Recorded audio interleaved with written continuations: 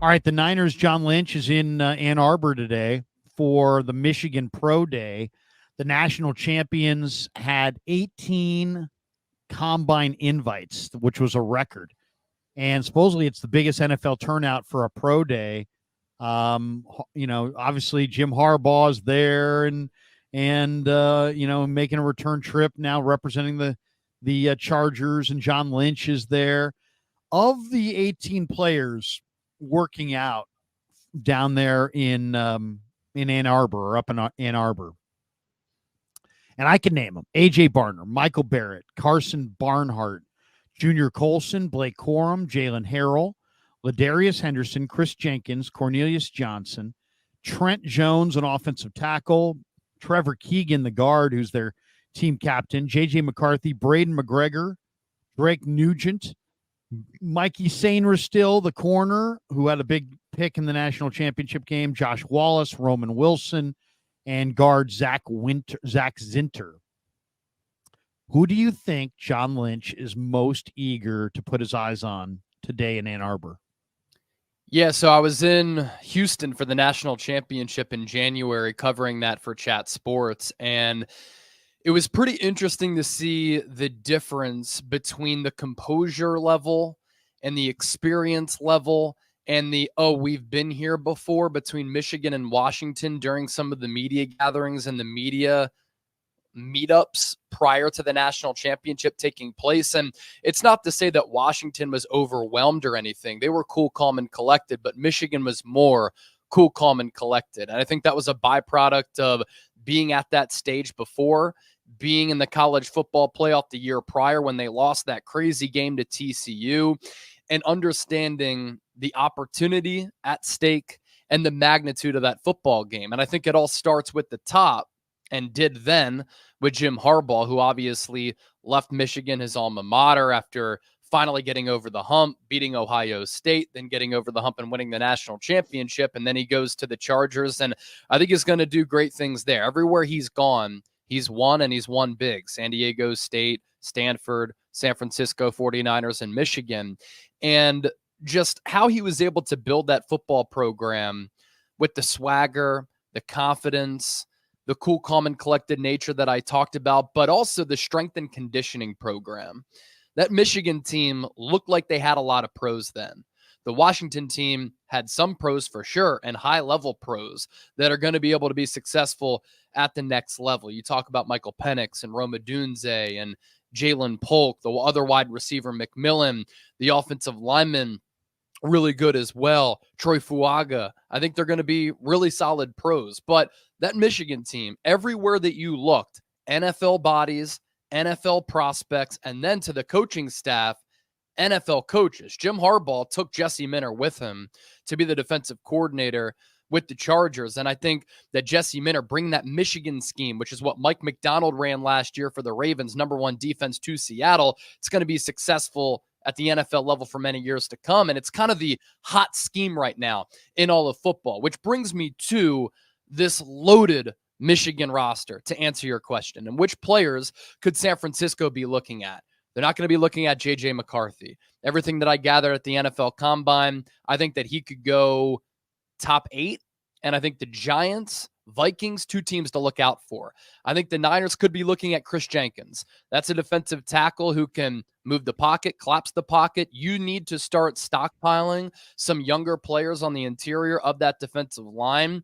You addressed it, and there's been a makeover along the defensive line, bringing in Malik Collins and Jordan Elliott. You bring back Kevin Givens, but you need a young stud there in addition to Javon Hargrave, who's on the wrong side of 30. Chris Jenkins can be that guy, stop the run. He can get after the quarterback. Roman Wilson out of the slot would be intriguing for me. He ran a sub 4.4 40-yard dash, and I'm interested to see where he goes. Day 2, maybe day 3, he could be an option. Zach Zinter is an interior offensive lineman who hurt his knee late last year. Because of that, he could slide.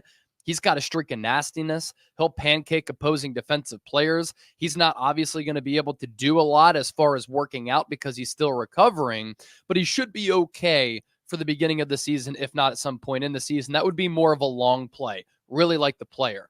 My favorite player as far as the fit for the Niners, and your son Kev just put out a tweet on this and I responded to it. Mike Sainristil. He is a converted wide receiver, now a DB, who's just a big-time player. And I love the wide receiver experience with him now playing cornerback because he has this ability to address the football, has good ball skills, intercepted a lot of passes, had a lot of pass breakups. He's shorter, 5'9", 5'10", but that's what the Niners need if they want to put Diamador Lenore on the outside, who might be a little bit shorter, but he's proven that he can play there. And Sainristil is a player. I think he's a plug-and-play guy from day one. So I'd like him. Junior Colson is another dog. Blake Corum as a backup running back who can run in between the tackles, get out to the perimeter, but also be a pass catcher. If you want to move on from Elijah Mitchell and you want a durable player who's a great culture guy, Blake Corum is that player. Braden McGregor is a defensive end who you can get on day 3, who the Niners have met with in this pre-draft process. So all of those are players that I kind of have my eye on. And with how Michigan's been able to build that program, I think they're going to be able to be successful pros. Yeah, no, I think there's a lot of good ones there.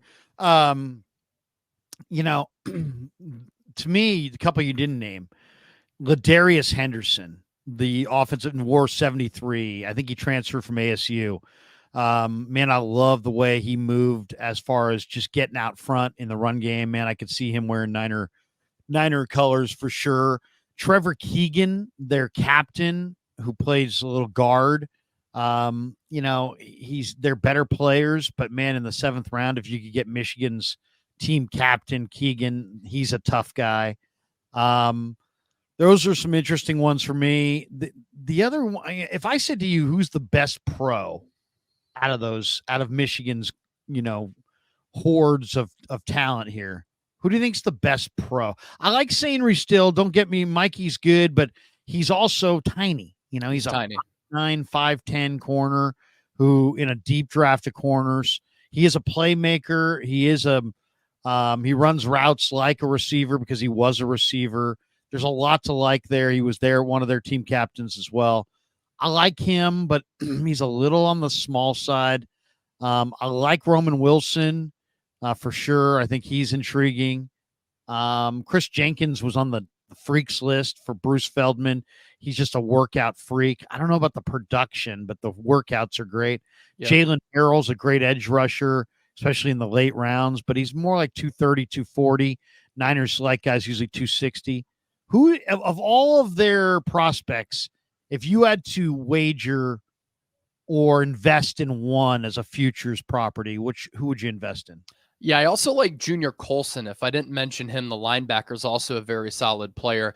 If we're talking about being an impact player for a decade, right? Long sample size, long career, very successful. I think the player I'm going with is Zach Zinter. He was going to be a first-round pick if he didn't hurt his knee. And if you can get him in the 3rd or 4th round, I think that's excellent value. There have been a lot of medical advancements. The recovery timetable for these players coming off those types of injuries aren't as long as they used to be. And I think that he's just a road grader, good in pass protection, can play on that interior. And I think that he can be a high-level player for a really long time. Unfortunately, you're not able to see how he tests in the pre-draft process because of that knee injury. I think it was a torn ACL in which he suffered. But Zach Zinter is the guy who Niners need an offensive lineman. I think he fits the scheme. He's tough. He's physical. He's got that athletic ability to kind of get to that 2nd and 3rd level on some of those pull blocks. We know that San Francisco with Kyle Shanahan's offense prefers to do that and have offensive linemen who can get out on the move. Really like Zinter. The guy that I think is really special, and tell me if you agree or disagree on this one, and I don't know if he's a fit for the Niners, but man, the more I watch Blake Corum, the more I think that's the guy. I mean, he's only 5'8", but he's 5'8", 213. You know what I mean? So those are good measurables. He's a 2-time All-American, voted captain by his teammates, academic honoree. He's smart. He's tough. He's physical. He's a leader. I saw him doing some of the footwork drills the other day, and I was like, wow, look at that. Look at the footwork on Blake Corum. What's your thought on Blake Corum? Is he a great college back who's just going to be a good pro back, or do you see him as a special player at the next level like I do. Yeah, I didn't name him because running backs obviously have a little bit more of a shorter shelf life. But if we're talking about some of my just favorite overall players on that Michigan team, Blake Corum might take the cake. And among his teammates, among the coaching staff, he was one of the favorites on that Michigan team last year. Leadership qualities.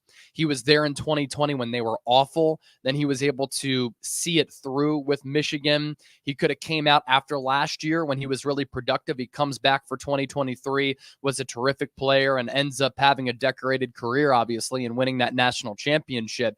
I'm not sure he's an every down back, but I think he's going to be a very productive back for a long time. And he's not going to be that running back who is in the league for 5 years, then done because of too large of a workload, because I'm not sure he's going to have a massive workload. I think he's going to be one of those backup running backs who's in the league for a really long time. And I always like looking at these relative athletic scores.